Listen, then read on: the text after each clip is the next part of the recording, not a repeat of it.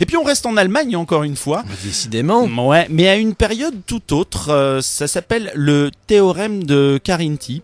Sais-tu ce que c'est le théorème de Carinthie? Bien sûr que non, Olivier. Ben je te le dis, en fait tu dois certainement connaître, mais en gros c'est ce mec-là, Carinthie, il a sorti une théorie à un moment qui disait que il y a une chaîne de 5 personnes qui fait que par exemple toi tu connais une personne, que je connais une personne et qui finalement oui, connaît Barack Obama. Donc c'était c'était Stephen King qui avait fait, je crois, un truc 7 degrés de séparation, un truc comme ça. Hein. Et ben là Il c'est y a toujours au maximum 5 ou 7 personnes. Alors là je sais il plus, dit 5, tu vois, là-dessus. qui te séparent de quelqu'un. Et donc, ça raconte l'histoire de, en fait, ça se passe dans les années 80, grande époque de la police fédérale allemande. Et c'est l'histoire de Otto qui décide de s'infiltrer dans les milieux d'extrême gauche de Berlin-Ouest.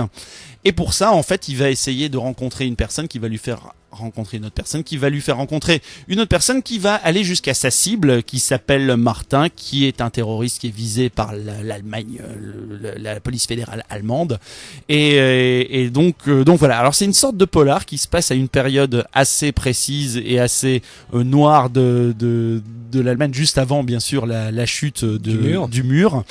On apprend par exemple, voilà, Berlin en fait aujourd'hui est une ville très culturelle, très arty et tout ça, et en fait Berlin à cette époque, Berlin-Ouest et Berlin-Est, bien sûr, c'était des zones qui étaient démilitarisées. Et donc pour échapper au service militaire, beaucoup de jeunes à l'époque, dans les années 70, se sont en gros exilés à Berlin pour pouvoir échapper à ça, et on a bien sûr retrouvé plein d'étudiants et tout ça. Les mouvements contestataires et tout, et donc pour échapper au service, ils allaient là-bas. Et c'est pour ça, en gros, qu'aujourd'hui Berlin est une ville qui est encore très très culturelle. D'accord. Tiens. Ouais, on apprend plein de choses dans cette bande dessinée, vraiment excellente. Elle est signée Jörg Hulbert et Jörg Mayer, le théorème de Carinthie. Elle vient de sortir chez un éditeur qu'on aime beaucoup qui s'appelle Des ronds dans l'eau, et je vous la conseille vraiment. C'est un de mes gros coups de cœur du moment. Il y a vraiment des bonnes choses à lire cette semaine.